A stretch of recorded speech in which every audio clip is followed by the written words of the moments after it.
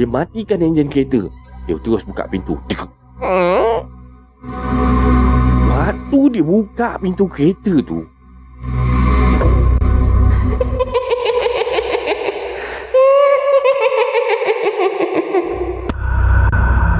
ada suara mengilai tau. Dan saya pun dengan celupanya tanya husband saya waktu tu, bang, suara apa tu bang? Tak ada apalah awak ni.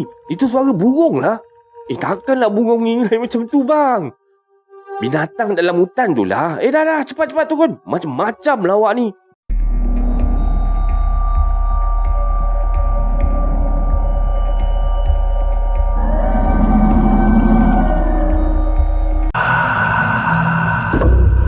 Assalamualaikum warahmatullahi wabarakatuh dan salam sejahtera kepada anda semua. Selamat datang ke channel Kisah Seram Malaysia. Jadinya diharapkan anda semua pada hari ini sihat-sihat belaka lah hendaknya ya, insya-Allah. Baiklah, semua kisah-kisah yang saya akan ceritakan kat sini pada hari ini anda anggaplah sebagai satu hiburan sahaja. Jadinya jangan terlampau taksub ataupun terikut-ikut dengan kisah-kisah yang KSM sampaikan. Baiklah, sebelum kita bermula, baiklah kita sama-sama berdoa kepada Allah Subhanahu wa taala. Rabbighfirli warhamni wajburni warfa'ni warzuqni wahdini wa'afini wa'fu anni. Rabbighfirli wali walidayya warhamhuma kama rabbayani shaghira. Maksud dia, ya Allah, ampunilah dosa kami dan dosa kedua orang tua kami. Kasihanilah keduanya sebagaimana mereka mengasihi kami sewaktu kami masih kecil. Amin amin ya rabbal alamin. Jadinya tanpa membuang masa lagi, hari ini KSM masih lagi dengan kisah-kisah berkenaan dengan quarters. Tapi kali ini kisah yang pertama tu KSM ada satu kisah tu berkenaan dengan kisah quarters bomber. Ada satu kisah lagi, kisah berkenaan dengan quarters guru. Dan satu lagi kalau tak silap KSM, kisah berkenaan dengan quarters polis. Jadi tanpa membuang masa, marilah kita terus ke video yang pertama dengan lafaz Bismillahirrahmanirrahim. Mari kita mulakan.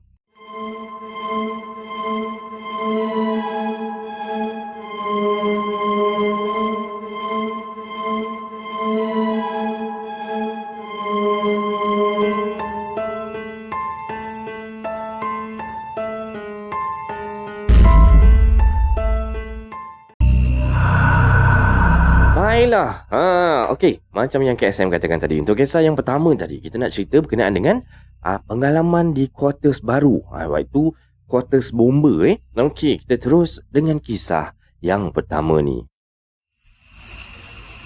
Assalamualaikum warahmatullahi wabarakatuh. Waalaikumsalam. Saya ni orang Kuala Lumpur, bertemu jodoh dengan orang seberang lautan sana dekat Kuching, Sarawak. Dan husband saya ni dia seorang ahli bomber lah. Yang tengah glamour sekarang ni lah, kata dia. Abang bomber. Yang itu kata dia kan. Dan dia pun ketawa lah kat sini. Okey lah. Dan saya ni kahwin muda kata dia. So umur dalam 19 tahun ni dah kahwin dah. Terus saya ikut husband saya merantau. Posting ke salah sebuah daerah dekat pedalaman dekat Sarawak gitu. Dan permulaan ni tinggal dekat pedalaman ni tak pernah lah jumpa ataupun mengalami apa-apa pun kejadian yang aneh. Walaupun quarters bomber yang saya duduk tu berdepan tau dengan rumah mayat hospital daerah dekat kawasan tersebut lah. Dan hanya yang memisahkan jarak antara rumah mayat ni dengan tempat quarters kami ni hanyalah jalan raya sebagai pemisah. Jadinya tak dijadikan cerita lah. Pada tahun 2008 macam tu, husband saya dapat surat pertukaran ke satu daerah. Daerah S kata dia. S tu saya pun tak pastilah dekat mana ya. Daripada daerah S ni nak ke Kuching daripada quarters baru tu, makan masa lebih kurang 6 sejam jugalah. Dan quarters yang baru saya duduk ni baru siap dibina. Pada tahun tu jugalah siap dibina. Dan balai bomber dengan quarters ni terletak dekat atas bukit tau. Yang dulunya tempat ni adalah hutan yang tebal. Jadi kamilah antara penghuni-penghuni yang pertama duduk dekat kawasan tu. Memanglah cantik, canggih rekaan quarters ni yang berkonsepkan ala-ala moden macam tu. Dan quarters ni ada flat 3 blok, teres 1 lot dan banglo untuk OC balai ni. Jadinya kami, saya dengan husband ni dapatlah unit yang teres. Dan masa mula-mula diberi pilihan, husband saya ni pilih rumah yang nombor 3 tau. Jadinya saya ni pun excited lah. Maklumlah dah dapat rumah teres kan. Oh best tu kan. Tak adalah penat sangat saya nak naik tangga. Mula-mula duduk dekat quarters tu, tak adalah saya ni alami apa-apa pun gangguan kat situ. Semua okey je, Alhamdulillah. Dan teres yang saya duduk tu, ada 4 je biji rumah yang ada penghuni tau. Flat yang 3 blok tu pun tak ramai orang tau. Sebabnya kebanyakan yang dapat pindah di sini ialah orang tempatan sebenarnya. Dan masing-masing pun memang dah ada rumah dekat luar. Masing-masing dah ada rumah sendiri. Adalah dalam 7-8 orang yang duduk dekat flat tu, berdepan dengan rumah saya lah. Dan cerita saya ni bermula bila setiap kali husband saya ni kerja malam je, mesti saya akan dengar tau suara-suara dekat luar rumah macam tu. Macam ada orang bercakap lah, dan macam ada orang menangis dekat luar rumah tu. Tapi waktu ni saya masih abaikan lagi tau. Dalam fikiran saya ataupun dalam hati saya ni lah, alah mungkin berimajinasi agaknya kan. Masih lagi nak berhusnuzon waktu tu. Masih lagi berfikiran positif. Tapi bila saya keluar petang-petang pergi taman permainan kan, saya bawa anak-anak saya ni jalan-jalan, saya jumpalah akak-akak yang duduk dekat flat depan ni.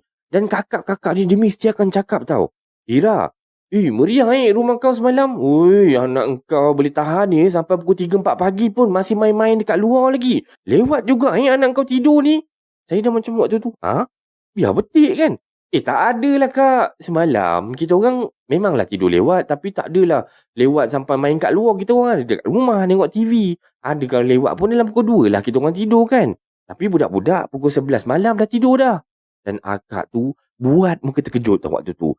Dan cerita ni tak habis kat situ je tau. Bila husband saya pula mengalami gangguan dekat balai pula kata dia. Dan husband saya ni lah, dia biasalah abang bomber kan. Abang bomber ni biasanya suka main gym tau malam-malam. Sebab kawasan saya ni, kawasan yang tempat kami punya balai ni lah, adalah kawasan yang kurang kes-kes kebakaran, kurang kes-kes kemalangan. Kan sebab kawasan pedalaman, jadinya orang kata nak mengekalkan fizikal yang sihat, yang stamina, yang orang kata kuat tu kan. Husband saya ni pun main lah gym malam-malam tu. Dan masa saya punya husband ni tengah berleka, berlari-lari dekat atas treadmill tu, dia nampak macam ada satu lembaga putih tau, berambut panjang, berdiri betul-betul dekat sebelah dia tu tau. Tapi waktu ni dia abaikan je lagi sebab masih baru kan. Dia pun fikir dia cuma berimajinasi je lah agaknya. Dan kami ni ada satu habit tau. Maksudnya saya dengan husband saya lah, kita orang ni memang selalu akan keluar petang-petang tu. Kita orang balik kerja, settle semua husband punya kerja. Kita orang keluar petang-petang tu dan balik tengah-tengah malam tau. Yelah, sebenarnya jarak antara rumah mak mertua saya dengan saya punya tempat tinggal ni hanya sejam je. Jadi kalau petang-petang husband saya dah off duty waktu tu, saya akan ajak husband saya ni untuk ronda bandar kucing. Dan akan singgah ke rumah mak mertua saya sekali lah. Lepas tu dalam pukul 1 ke pukul 2 pagi saya bergerak balik semula, balik ke quarters. Tidur kat rumah sendirilah. Dan satu hari itulah junior husband saya ni ada bercerita ataupun bersembang-sembang lah dengan husband saya waktu tu. Dan junior husband saya ni nama budak tu Ina. Dan dia cakap dekat husband saya tau, Cikgu, saya ada selalu dengar bunyi pelik-pelik cikgu. Bunyi orang ketawa lah, bunyi orang bercakap-cakap lah. Bunyi dia lain macam sangat cikgu. Macam tak tahulah, seram, meremang saya bila dengar tu. Alah kau ni tak ada apa-apa lah Ina, bunyi angin je tu. Kau ni macam-macam lah. Bukanlah cikgu. Bukan angin. Kalau angin saya tahulah angin macam mana. Ini lain sangat tau cikgu. Dia punya bunyi tu meremang cikgu. Habis tu kalau bukan bunyi angin, bunyi hantu lah tu. Dan husband saya pun gelakkanlah budak Sina tu kan, takut sangat kata dia. Dan husband saya ni tak sedar tau, sebab dia waktu tu dah bermulut celupa. Jadinya yang budak Ina ni pun bila dah kena ketawakan, kena gelakkan dengan husband saya ni, dia pun malas nak layan lah. Dia terus balik ke rumah. Nak dijadikan cerita lah, hari tu husband saya ni off duty tau. So kita orang pun plan nak pergi ke Kuching. Nak jalan-jalan lah, nak pergi kat bandar Kuching tu. And nak bermalam dekat rumah mak mertua tu. Dan barang-barang semua dah siap packing, dah siap bawa, semua dah masuk dalam kereta dah. Dan sampai rumah mak mertua ni, dah rasa relax-relax, rasa macam nak tidur ni, dah rasa dah ngantuk sangat ni. Tiba-tiba, saya ni boleh rasa lain macam tau. Rasa macam tak sedap, tak senang hati, rasa tak sedap hati. Yang korang pernah rasa tak rasa macam tu? Tiba-tiba rasa macam tak sedap hati kan? Jadinya waktu ni saya terasa macam, macam tak sedap hati tau. Saya rasa macam nak balik rumah, teringat kat rumah tu kan. Jadi saya nak balik juga. Saya pun ajak husband saya ni untuk balik lah. Tapi husband saya tak nak. Tapi saya paksa juga untuk nak balik time tu juga tau. Dan masa tu anak-anak pun memang dah tidur lena dah. Jadinya saya pun tak indahkan husband kata tak nak balik tadi.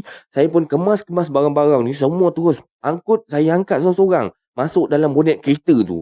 Dan masa tu nak tak nak husband saya terpaksa lah ikut juga kan. Dan nasib baiklah mak mentua saya ni pun jenis yang sporting, open minded juga kan.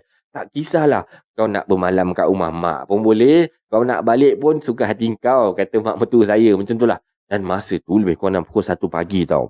So, kita orang pun gerak balik ke quarters. Time tu juga tau. So, dalam perjalanan balik tu, masa lalu dekat jalan yang sangat-sangat sunyi tu saya ada perasan tau, macam seorang perempuan berambut panjang tau dan berkain putih berdiri dekat tepi pembahagi jalan tu. Dan muka dia tu memang saya tak nampak tau, sebab nampak macam kabur-kabur je macam tu. So, bila sampai je dekat balai ni, sejuk dia bila buka pintu tu rasa lain macam sejuk dia tau. Lain sangat, tak pernah sejuk macam ni selalunya. Dan saya jadi seram tau secara tiba-tiba. Bila husband masuk je ke kawasan quarters kami ni, tiba-tiba ada satu lagu lah dia keluar kat radio tu. Lagu Nubhan kata dia. Nubhan ni memang artis yang saya minat sangat lah. Lagu dia tajuk Ada Untukmu, yang masa tu tengah hangat sangat di Akademi Fantasia, dimainkan oleh DJ radio waktu tu. Dan saya ni memang suka sangat lah lagu tu. Sampai parking dekat depan rumah ni, saya tak bagi husband saya untuk offkan radio tu, sebabnya saya nak dengar lagu tu sampai habis tau. Dan husband saya ni pula waktu tu dia malas nak layan tau. Jadinya dia terus tutupkan radio tu, dia matikan enjin kereta, dia terus buka pintu. Waktu dia buka pintu kereta tu,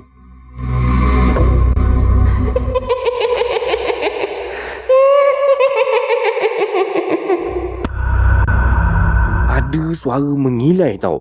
Dan saya pun dengan celupanya tanya husband saya waktu tu, bang, suara apa tu bang?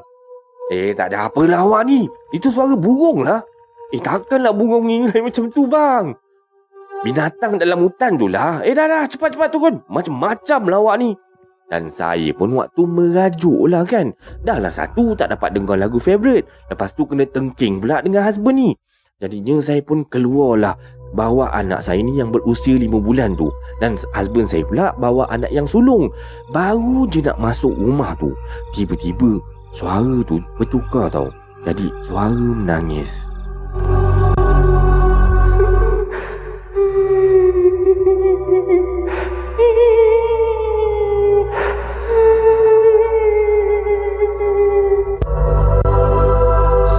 Sedan dia menangis kan.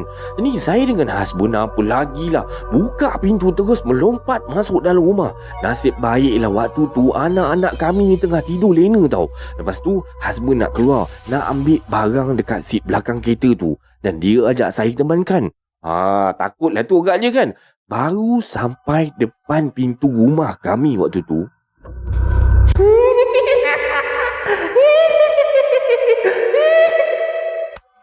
apa lagi, kita orang terus tutup pintu tu, terus terajang pintu tu, terus terduduk kita orang dekat ruang tamu tau waktu. Takut dah nak naik ke tingkat atas, dan jarak antara ruang tamu dengan pintu depan ni hanya 1 meter jauh. Jadinya sebenarnya dekat sangat tau. Tiba-tiba dia ketuk pula pintu tu, siap bagi salam pula tu.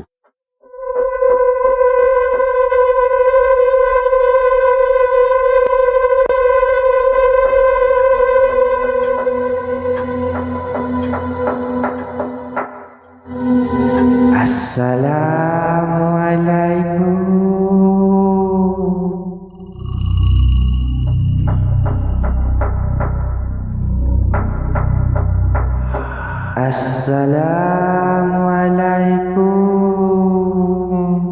Lepas tu bunyi cakaran dekat pintu tau, dan lampu luar terbuka waktu tu. Dan bila saya ataupun kami intai dekat bawah pintu tu, tak ada sebarang bayangan pun dekat situ. Dan saya waktu ni dah menangis ketakutan tau. Dan husband saya pula buka surah Yasin kat dalam handphone dia tu. Benda tu tak lari pun, dia makin galak sakat kita orang tau. Dan husband saya telefon balai. And husband saya ni minta lah kawan dia datang tengok-tengokkan rumah. Dan kawan husband ni dia lain macam sikit lah. Dia ni jenis yang berani. Sebab dia ni memang daripada kecil dah terbiasa dengan kejadian-kejadian aneh macam ni. Dan dia pun tinggal dekat sebelah kawasan perkuburan dekat kampung tu. Jadinya dia ni memang jenis kental lah. Memang tak takut apa punya. Jadinya lepas 10 minit macam tu, si Ijal ni atau kawan husband saya ni datang ketuk pintu bagi selam. Barulah waktu ni geger sikit lah rasanya kan. Jadinya lepas Ijal ni buat tinjauan lah. Memang tak ada apalah dekat rumah kami waktu tu kan. Dan kita orang pun tidur malam tu dalam keadaan yang ketakutan. Orang kata berpeluk-pelukkan lah dengan anak beranak ni dekat ruang tamu tu je lah. Dan keesokan harinya lah, husband pun pergi ke balai. Nak tengok CCTV lah. Nak check lah dekat kawasan kita orang tu. Apa benda yang jadi, kot ada benda yang kat depan rumah kita orang waktu tu, malam tu kan. Jadinya hari tu hebohlah satu balai, katanya nampak berbola api tau dekat atas salah satu flat ni. And kawan husband si Zan ni pula pun kena kacau juga. Dan dia ni kena kacau lagi dahsyat tau. Dia punya kena kacau pada waktu yang sama. Saya balik daripada rumah mak mertua tu, balik ke orang kata quarters kami ni. Kawan husband saya ni nama dia Zizan tu Si Zan ni dia nampak tau anjing 2 ekor warna hitam besar tau berkeliaran dekat dalam kawasan quarters ataupun dalam kawasan balai bomba tu. Sedangkan memang tak ada anjing pun dekat kawasan quarters tu sebenarnya. Sebab memang tak dibenarkan untuk anggota-anggota ni pelihara binatang ni lah dalam kawasan quarters kami ni. Dan masa si Zan ni nak tidur lah, dia rasa dah semacam lah, dah rasa meremang tau. Ini dia cerita pada husband saya lah. Bila dia terlentang tu, dia terkejut tau. Katanya waktu dah dalam keadaan dia dah nak tidur macam tu, dia terperasan yang benda tu macam menjelma kat depan muka dia betul-betul, dengan rambut panjang dia, dengan kain putih dia. Dan yang paling seram, muka dia kata dia buruk yang amat. Dan si Zan ni cubalah baca ayat-ayat Al-Quran ni. Dan lepas tu dia pun dah tak sedar, dah tak tahu, dah tak ingat apa dah. Mungkinlah pengsan terus lah agaknya kan. Jadinya sepanjang hari tu lah kecoh lah seorang-seorang ahli anggota yang tinggal dekat kuarter tu, masing-masing buka cerita masing-masing. Dan bila pukul 2 pagi je, macam-macam lah dengar. Yang ada yang kata dengar suara budak menangis lah. Ada yang kata nampak orang kelibat orang ni berkeliaran-keliaran dekat depan rumah saya lah. Dan yang paling seram sekali, masa ada satu tadika kemas lah, adakan satu program tadika ni, dan diorang ni pakai dewan dekat yang ada dalam balai bomba ni lah. Diorang sewa ke, diorang pinjam ke macam tu lah Jadinya nak dijadikan cerita lah Ada satu blok quarters ni memang kosong tau, memang tak ada penghuni. Tiba-tiba akak-akak yang duduk dekat flat ni nampak tau ada seorang budak kecil, ialah budak tadika ni masa diorang tengah buat event tu lah Budak tadika ni, dia naik tangga blok kosong tu. Naik sampai ke tingkat 5 tau. Dan budak tu sampai panjat dekat tebing tu, nak terjun ke bawah. Jadinya bila makcik-makcik ni kan nampak macam tu, terjerit-jerit lah semua kan, terkejut. Dan semua yang ada kat tu dah terkaku tau. Sebab pelik sangat-sangat. Budak tu umur baru 5 tahun. Boleh panjat tebing yang tinggi tu tau. Jadinya dalam keadaan yang kecoh-kecoh macam tu, tengah hura-hara macam tu kan, adalah kawan husband ni yang tengah bertugas waktu tu, bergegas, berlari dia naik ke atas tu, nak selamatkan budak tu. Dan bila dah selamat, budak tu dah dapat bawa turun apa semua, diorang ni pun tanyalah dekat budak tu. And budak tu cerita apa nak tahu tak? Budak tu cerita katanya, ada kakak. Ada perempuan yang ajak dia naik ke atas tu. Dan perempuan tu dokong dia, letakkan dia dekat atas tebing tu, and suruh dia terjun ke bawah macam tu. Bila saya dengar cerita macam ni, meremang cerita dia kan. Jadinya, dah lah kes yang hari tu ni tak habis lagi. Datang pula kes yang baru. Dan lepas pada kes saya, Zan dan budak nak terjun tu, husband saya panggil ayah mertua saya ni untuk datang. Dan ayah mertua saya ni adalah orang kata pandai jugalah bab-bab orang kata mengubat-ngubat macam ni. Jadinya dia pun pagarkan setiap penjuru dekat kawasan kita punya quarters ni dengan ayat kursi. Dan saya masa tu memang dah lemah semangat terus lah. Dan 5 bulan je saya dapat duduk dekat quarters tu. Sebab waktu tu saya pun dah takut. Keduanya dapat rezeki yang lebih bagus lah. Husband saya dapat transfer ke Kuala Lumpur. Alhamdulillah. Dan memanglah berita gembira sangat buat saya sekeluarga. Jadinya saya lepas dah pindah ke Kuala Lumpur ni, setahun sekali ada jugalah kita orang jenguk, orang kata balik Sarawak tu jenguk mak mertua saya, dan mesti singgah dekat quarters ni juga. Lah rindu kenangan masa duduk-duduk dekat sini dulu kan, dan husband saya pun nak jumpa kawan-kawan lama. Bila round-round sekitar lot teres rumah nombor 3 saya duduk tu, dah ada dah pegawai yang duduk situ. Dan yang hairannya, semua pokok-pokok hiasan yang diorang tanam masa mula-mula rumah ni bina ni, semua dah tak ada dah. Semua dah ditebang dah. Bila husband saya tanya kenapa pokok-pokok ni ditebang, diorang cakap makhluk tu datang balik. Dan ada benda yang menginap dekat depan rumah saya tu, dekat pokok-pokok yang kita orang tanam tu. Dekat pokok hiasan tu lah. Dan saya bila dengar macam ni punya nama remang kan, dah tak terkata dah. Mungkinlah sebelum quarters ni dibina, hutan tebal-tebal ni memanglah kawasan dia kan. Nasib baiklah sekarang ni kami dah pindah Kuala Lumpur, tahu tak? Kalau tak memang saya paksalah husband saya ni duduk kat rumah mak dia je. Dan itu je lah kisah yang saya nak kisahkan pada anda semua. Ataupun berkenaan dengan kisah saya sewaktu saya tinggal di Sarawak dulu. Dan sekian, terima kasih. Wassalam. Dan ini adalah kisah pembukaan Kisah Seram Malaysia pada malam ni. Macam mana anda rasa dengan kisah yang KSM sampaikan ni? Agak menarik juga segang kalau quarters tu dibina dekat atas bukit lah. Nak pula dekat kawasan Sarawak sana dengan kawasan banyak pokok-pokok, dulunya hutan kan. Dibuat quarters, kita macam mengganggu pula tempat kediaman mereka kan. Jadinya, kalau anda nak dengar lagi kisah yang begini, KSM ada lagi kisah yang seterusnya. Kali ni kisah dia macam pendek sikit lah. Tajuk dia Quarters Penjara. Jadinya, kita terus dengan kisah yang kedua.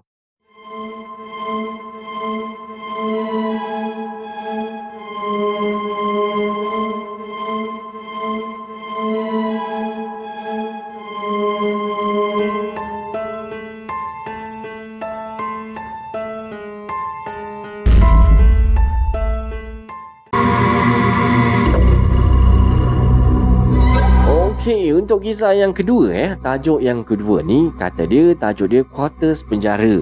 Salam. Waalaikumsalam. Saya Utih. Mak saudara saya, kita letak nama mak saudara saya ni, kita letakkan nama dia Mak Jah yang merupakan seorang isteri kepada pegawai polis lah, yang tinggal di Quarters Penjara. Dan kawasannya berdekatan dengan kawasan ladang kelapa sawit tau, yang agak terpencil daripada kawasan bandar ni. Jadinya masa mula-mula dia berpindah ke situ lah, biasalah kan, orang baru, apa sangatlah yang dia tahu tentang pantang larang orang lama-lama yang ada dekat situ. Jadinya pada siang harinya lah, dia dengan keluarga dia ni memulakanlah aktiviti dengan mengemaskan rumah, cuci rumah, orang kata bersih-bersih, cat-cat mana yang patut kan.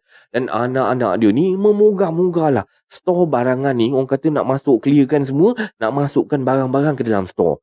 Dan dia orang waktu buat benda tu je lah, orang kata bergelak-gelak sakan lah budak-budak kan, bergurau senda lah, memang tak ingat dunia lah. Dia orang punya, orang kata bergurau-gurau ni kan, terjerit sana, terjerit sini, dan akhirnya berakhirlah, orang kata sesi mengemas-ngemas apa semua kan. Dia orang pun dah penat semua, dah mandi-mandi apa semua, dah siap-siap kan.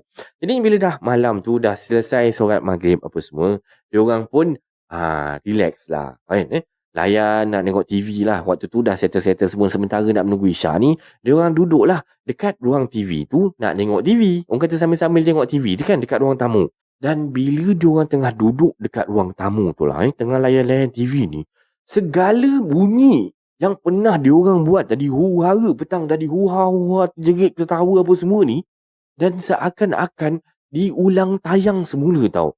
Bunyi bergurau dia orang ni, bunyi barang jatuh diangkat terhempas apa semua, bunyi ketawa-ketawa dia orang ni macam sama macam bunyi yang dia orang buat pada siang tadi tau. Memang sebiji macam tu lah. Dan tak ada siapa pun waktu ni yang berani pergi tengok.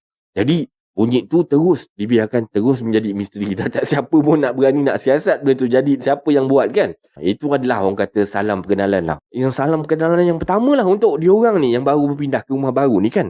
Jadinya seterusnya, pada hari seterusnya lah, hari besoknya lah, adalah seorang kawan anak Mak Jah ni datang ke rumah. Duduk dekat situ, orang kata nak konon-kononnya nak bermalam. Niat ni nak bermalam kat situ.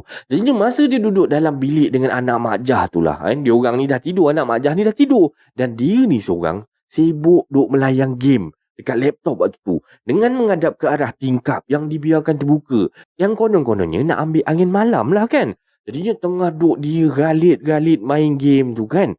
Tiba-tiba kan, dia macam, yelah kita pandang skrin kan, kita tengah pandang skrin, tiba-tiba dia rasa macam ada macam ada bunyi benda berkibar tau.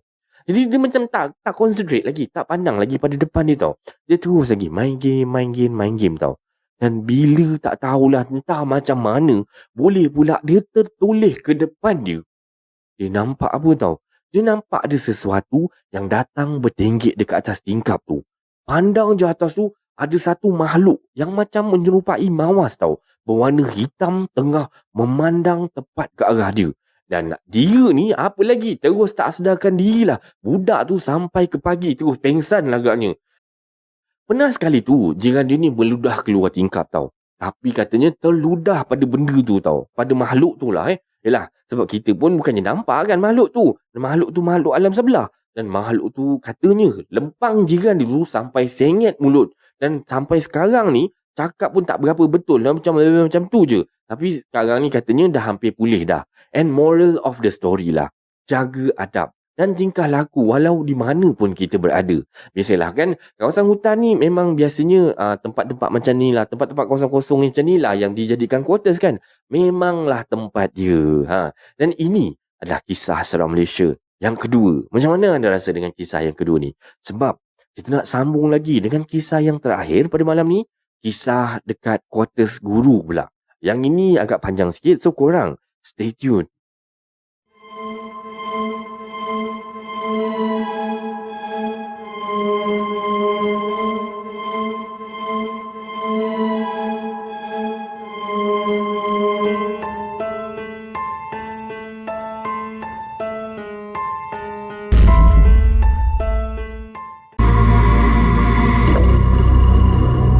Okay guys, untuk kisah yang ketiga Kisah yang ketiga ni kata dia pengalaman seram tinggal di kuartus guru. Dan kita terus dengan kisah dia.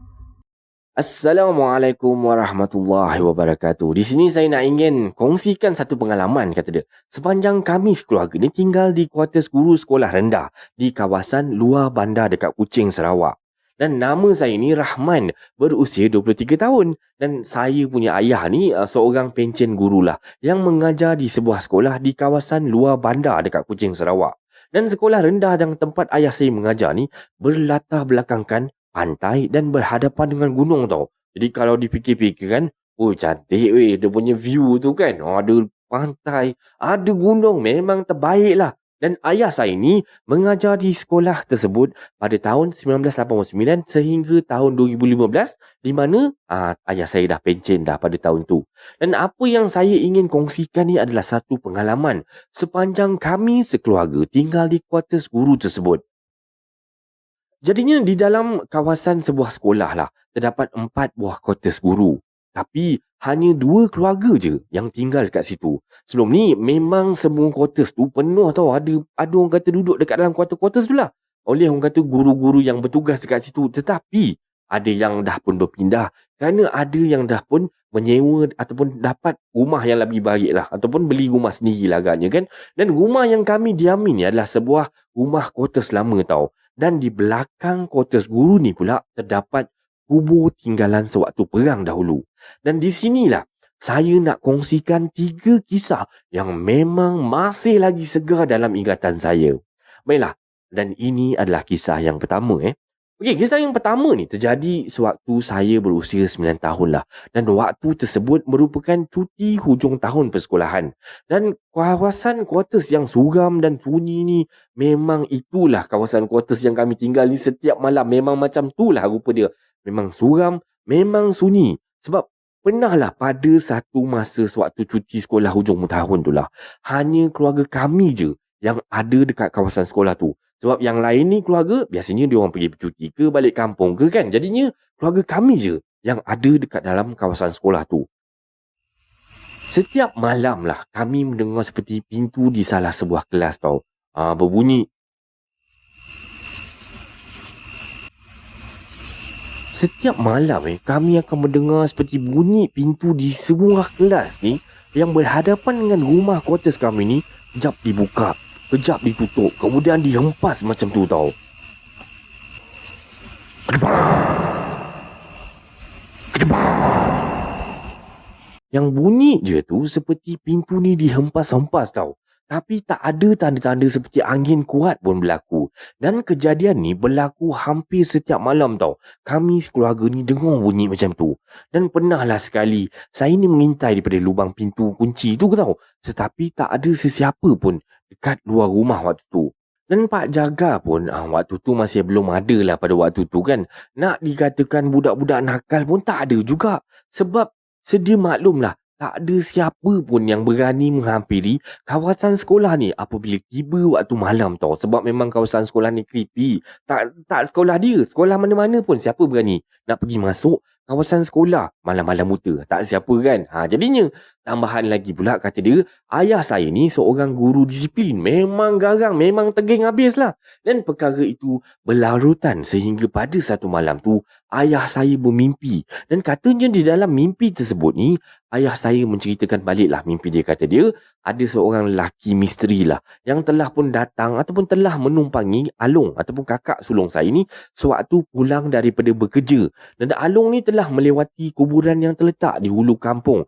Dan makhluk misteri tersebut telah menumpang Along saya ni sehingga ke kawasan sekolah tau. Tapi malangnya makhluk tersebut tak dapat nak masuk rumah kami. Sebabnya rumah kita orang ni waktu tu dah dipagar oleh arwah nenek kami lah. Dan lantaran tu, sebab tu lah makhluk tu marah-marah. Itu yang dihempaskan pintu sana, hempas pintu sininya. Habis semua pintu sekolah dihempas-hempasnya. Jadinya dalam mimpi tersebut lah ayah saya ni telah memujuk orang kata makhluk tu lah untuk kembali ke tempat asal dia. Pergilah balik ke tempat kau, kata dia kan. Jadinya selepas daripada kejadian mimpi ayah saya ni lah, ayah saya pun dalam mimpi tu dah pujuk atau makhluk tu untuk kembali ke tempat asal ni. Bunyi pintu hempas-hempas tu dah tak ada lagi dah.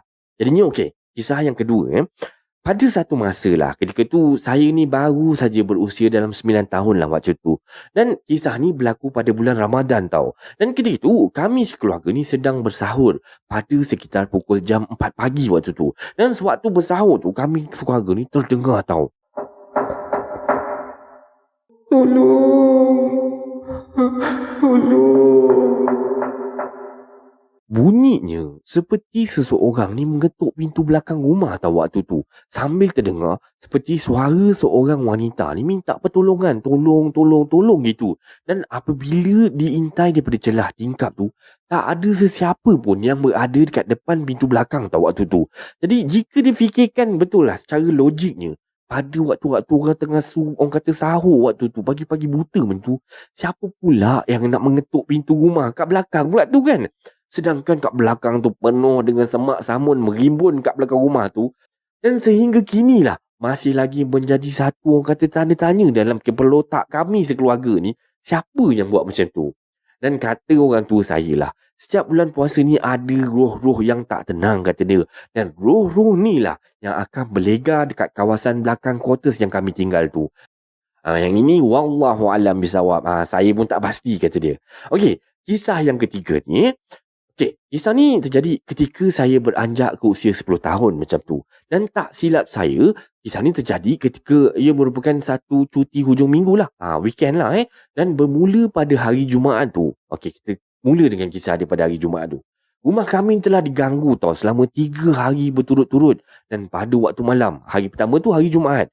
Dan pada hari Jumaat, selepas kita orang dah makan malam semua, kita orang ni pun berilek-rilek lah Orang kata family time lah Rilek-rilek depan TV dekat ruang tamu sambil menonton televisyen lah. Sehingga lewat jam 11 malam waktu tu. Jadi selepas habis menonton filem ni lah, ayah pun telah mengarahkan kami semua untuk masuk tidur. Dan ketika di bilik kami lah, adik-beradik ni biasalah kan, budak-budak kan, bergurau, hura-hura, tergelak, ketawa apa semua selagi tak kena marah. Selagi itulah ketawa kan. Menyakat-menyakat ni memang perkara biasalah. Memang mainan kami ni. Tiba-tiba kan, kita orang terdengar bunyi.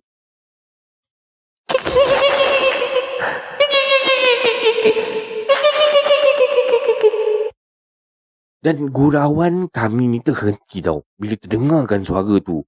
Mungkinlah kata kita orang ni dalam hati, takkanlah mak macam tu, bunyi tu real gila kan. Dan tak mungkinlah mak. Sebab biasanya kan mak kita orang ni memang selalu akan usik kita orang kalau kita orang belum tidur, ataupun dia saja nak suruh, nak takut-takutkan kita orang, nak suruh kita orang tidur, jadi dia buat macam tu.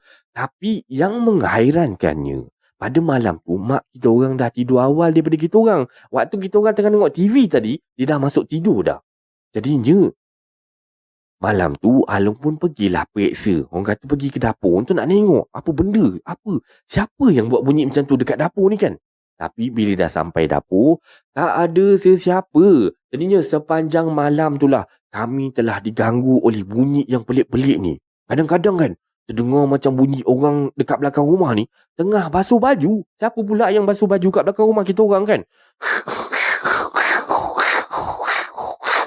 Jadinya sepanjang malam lah kami adik-beradik ni tak tidur lena akibat ketakutan yang melampau-lampau. Dan gangguan-gangguan aneh ni berlaku sehingga ke subuh. Dan bila azan subuh berkumandang, habis, semua hilang. Macam tu je.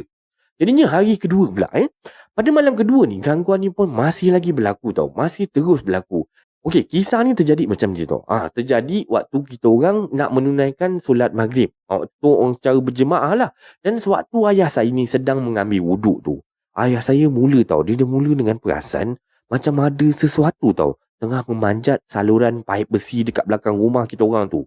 Dan selesai solat maghrib berjemaah ni, ayah saya ni orang kata masih lagi abaikan je lah benda yang jadi tadi. Dia buat macam tak tahu je lah. Jadinya ayah pun sambung macam biasalah. Ayah pun ajar kami mengaji Al-Quran lah. Dan sewaktu kami sedang belajar mengaji Al-Quran dengan ayah tu, kami terdengar tau seperti bunyi tiupan angin yang kuat sangat tau.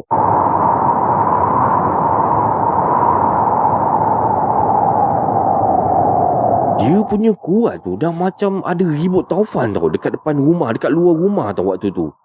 Sampaikan kami semua waktu tu memang jadi ketakutan yang amat sangat. Dah bunyi macam ribut tau. Jadinya waktu ni ayah saya pun mengarahkan kami adik-beradik ni agar membaca Ayatul Kursi berulang-ulang kali. Tapi waktu tu kami ni masih kecil. Masih belum faham dengan situasi yang terjadi waktu tu. Dan ayah saya cuma bagi alasan bahawa baca je lah kan. Baca je. Korang hafal je ayat ni kan. Sehinggalah masuk waktu solat isyak, kami terus dengan membaca surah ayat kursi waktu tu. Sepanjang kami membaca ayat kursi tu lah, bunyi desaran angin tu makin lama makin hilang. Makin lama makin hilang macam tu. Alhamdulillah. Dan selesai kami mengaji semua, kami pun sekeluarga solat isyak berjemaah lah. Dan makan malam lepas tu. Dan sewaktu kami tengah makan malam ni, kami pun masing-masing bang lah kan. Ni Along kata kat mak tau. Mak ada dengar tak bunyi apa-apa? Macam suara Nekmah lah mak. Tengah panggil-panggil mak kat belakang rumah tu. Mak dengar tak? Mana ada. Tak ada apa-apa lah Long. Mana ada Nekmah panggil mak. Kau ni Long je betul. Singat mak, Nekmah balik ke telaga air. Dah berapa hari dah tak ada kat sini. Katanya minggu depan baru Nekmah nak balik sini. Betul mak. Betul. 2 kali tau Along dengar. So dia panggil mak.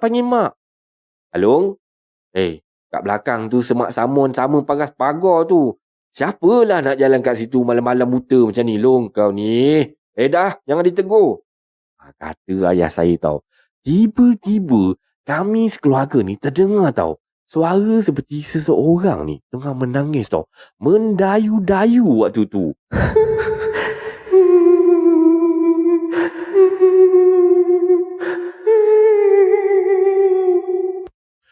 Bila dengar macam tu, kami sekeluarga ni jadi kecut perut lah. Dan saya pun mencadangkan agar kami sekeluarga waktu tidur kat ruang tamu je. Dan sepanjang malam tu lah, kami sekeluarga ni tak dapat tidur dengan lena tau. Kerana terdengar seperti macam bunyi seseorang ada dekat belakang rumah ni menangis mendayu-dayu dekat belakang rumah tu. Dan tak cukup dengan bunyi tu, terdengar pula bunyi kucing bergaduh-gaduh. Yalah, kucing bergaduh macam mana bunyi ni? Kan kalau kita dengar betul-betul, nak pula malam buta, boleh meremang juga tau. Dan pada jam 3 pagi macam tu lah, saya boleh tersedar dan saya terdengar waktu tu bunyi seperti kanak-kanak tengah bermain-main ke hadapan kuartus kediaman kami tu. Dan dalam benak fikiran saya waktu tu, tak mungkinlah anak cikgu sebelah rumah ni kan. Yelah tengah main pukul 3 pagi pula kat depan rumah. Tak pernah dibuatnya orang pukul 3 pagi main kat depan rumah orang kan. Dan waktu ni saya dalam keadaan saya mamai-mamai, saya tersedar kan. Dalam mamai-mamai tu saya dengar lah ayah saya ni membaca ayat kursi sambil meniup sekitar ruang tamu waktu tu. Allahu Akbar, Allahu Akbar. Dan gangguan tersebut berakhir apabila azan subuh berkumandang. Okey, yang ini kisah yang ketiga. Hari yang ketiga, bukan kisah yang ketiga. Hari yang ketiga, iaitu hari Ahad. Dan sewaktu kita orang sarapan pagi lah, ayah pun telah bertanyakan soalan sama ada korang ada dengar tak apa-apa yang aneh malam tadi, sepanjang malam kita tidur tadi. Dan semua ahli keluarga kami ni mengiyakan. Jadi maksudnya semua orang tak tidur lah kan, sebab semua orang terganggu dengan bunyi yang macam-macam tu. Jadi sepanjang hari lah, kami sekeluarga ni hanya melakukan aktiviti santai je, tanpa ada sebarang gangguan pun. Dan apabila dah sampai ke petang ni, orang kata, dan malam pun dah menjelma, kami sekeluarga ni berharap sangat-sangat waktu ni agar tak adalah sebarang gangguan pada malam ni. Tapi orang kata jangkaan kami ni meleset sangat-sangat tau. Dan sekitar jam 10 malam macam tu lah, ketika kita orang semua ni dah nak masuk tidur lah, terdengar tau, macam dekat kawasan depan rumah kami ni, dekat kawasan sekolah tu, memang riuh rendah tau. Macam ada budak-budak tengah bermain, macam bergembira, macam ada pesta kat depan tu. Dan waktu ni, ayah saya ni memberi arahan lah. Kata dia, dah korang-korang semua tidur je. Dah, tak payah ambil pot. Tidur je, tutup mata. Tak boleh tidur pun, tutup bantal atas kepala. Letak bantal atas kepala tu, cuba tidur juga. Dan tak lama lepas tu, bunyi tersebut pun hilang. Dan pada sekitar jam 12.30 malam, emak saya boleh terjaga pula. Dan emak saya kejutkan ayah. Katanya, emak ada terlihat ada orang kat dapur, takut-takut bercuri, kata mak. Dengar je macam tu, ayah terus bangun tau, pergi cek kat dapur. Cek, tak ada sesiapa pun kat dalam rumah. Dan malam tu ayah terus hidupkan semua lampu kat rumah kita orang dan suruh kami semua ni sambung tidur balik semula. Dan tak lama lepas tu, kedengaran pula bunyi seperti sesuatu tengah bergolek tau, dekat atas bumbung atap quarters kami waktu tu. Dan kedengaran suara anjing melolong-lolong seperti macam menangis sepanjang malam. Dan bermacam-macam lah. Bunyi gangguan ni berulang-ulang sepanjang malam sehingga ke azan subuh berkumandang. Jadinya, kisah macam ni lah Sepanjang kami sekeluarga tinggal kat quarters SK Santubong ni, pelbagai kisah mistik yang berlaku sebenarnya. Pelbagai kisah yang diceritakan oleh guru-guru dan staf sokongan sekolah yang pernah menetap di kawasan sekolah ataupun di kuarter sekolah ni. Dan kisah-kisah ini hanyalah untuk perkongsian saja, kata dia. Dan ini merupakan kisah yang benar yang berlaku pada kami sekeluarga. Walaupun kuarter kediaman kami ni telah pun dirobohkan untuk pembangunan sekolah baru pada tahun 2007. Tetapi kisah-kisah mistik dan kenangan membesar di kawasan sekolah ni tetap segar dalam ingatan kami sekeluarga. Dan ini adalah kisah seram Malaysia pada malam ni. Macam mana anda rasa dengan kisah-kisah yang KSM sampaikan pada malam ni? Semoga anda semua terhibur dengan kisah-kisah yang KSM sampaikan. Dan terima kasih pada yang dah sudi mendengar kisah seram Malaysia pada malam ini sehingga habis. Jadinya, sebelum kita akhiri kisah seram Malaysia pada malam ni, jomlah kita dengar sikit orang kata pesan daripada Ustaz. Kalau KSM sendiri nak sampaikan pesanan-pesanan macam ni, siapalah KSM ni kan? Tak layak rasanya KSM nak sampaikan. Jadinya, kita dengar sikit pesan daripada Ustaz dulu ya. Apakah hukum pakai taring harimau atau tulang harimau? Ni. Pakai taring rimau tu ditekuk. Nampak? Ayonda lah kononnya. Semua binatang yang halal dimakan tetapi mati tidak disembelih, jadilah ia najis. Lagi contoh lembu. Lembu ni halal makan tapi mati langgar di lori, maka bangkailah, hukumnya najis. Okey. Tapi kalau binatang yang halal dimakan disembelih, hukumnya jadilah suci melainkan najis, iaitu melainkan sisa perut dia. Okey. Balik kita pula satu lagi, hayawan ghairu ma'kulin, hayawan yang tidak dimakan, harimau. Harimau ini ketika hidup suci, bila mati najis. Anjing babi hidup suci, mati pun najis. Harimau hidup suci. Sebab tu kalau kita semayang dalam hutan, contoh kita kerja dalam hutan contoh semayang asar, tengah semayang asar, rimau mari jilat tangan kita gila. Faham lagi? Jangan berhenti sembahyang kerana tidak batal. Faham lagi? Kerana harimau tidak najis. Agak-agak mau berhenti tak sembahyang. Nampak tak? Tahu rimau, anak limpang jatuh depan tu imam, habis dah rasa masuk semayang. Tengah semayang, lipang atas tak jatuh, berlepek atas latar. Ada banyak tu lipang. Lipang bila dia jatuh, dia tak pergi satu, dia tengok dulu. Tok Imam tu bila? Imam tu bila? Tu bila jawab, terima. Bila dia pergi ke Tok Imam, lari lalu dah. Tu bukan rima. Baik, tapi tak apalah nak khabar. Tapi bila tercabut daripada benda yang hidup, maka hukumnya bangkai, melainkan bulu. Ayam benda yang boleh dimakan. Bila bulu ayam tercabut, walaupun tuan tidak disembelih, bulu ayam itu suci. Ayam belaga 2 ekor, Tok Imam lalu nak pergi masjid, bulu ayam melambung lekat di kepiah Tok Imam. Tok Imam semayang tak sedar, sah, kerana bulu ayam yang tercabut tadi suci. Okey. Tapi kalau tercabut daripada binatang yang haram makan, seperti harimau, atau diambil selepas mati, hukumnya tetap bangkai. Jadi taring harimau najis. Okey, taring harimau najis. Bila najis? Jika tercabut daripada tuan dia. Ma kuti'a min hayyin fa hiya maitah. Apa yang tercabut daripada binatang yang masih hidup seperti rimah tadi, taring tercabut, hukumnya maitah, hukumnya najis. Apatah lagi kalau sudah jadi bangkai, lebih lagi najis. Jadi ada ulama kata boleh taring rimau dibuat ulu pisang, tapi tak boleh bawa dalam sembahyang kerana najis. Okey? Ini orang hebat-hebat tu tengok. Dia kadang-kadang kalau setakat buat pisang kita tak pelik, tapi jangan sampai syirik, jangan sampai khurafat. Taring rimau dibubuh pakai di tali di pinggang. Dia kata pergi mana-mana pun tak ada kemalangan dan sebagainya. Itu bahaya. Faham? Yang jaga kita bukan taring rimau. Faham lagi? Allah yang jaga kita. Jangan sampai itu. Nak selamat bukan dengan buah taring rimau kat badan. Nak baca zikir-zikir isti'adah pemeliharaan daripada Allah. Itu beza kita dengan orang fasik. Sebarang komen, like dan share daripada anda semua amat-amatlah dihargai. Dan terima kasih kepada yang dah sudi subscribe di channel Kisah Seram Malaysia ni. Dan yang masih belum tu, bantulah saya dengan menekan butang subscribe, like dan sharekan video ini kepada kawan-kawan anda.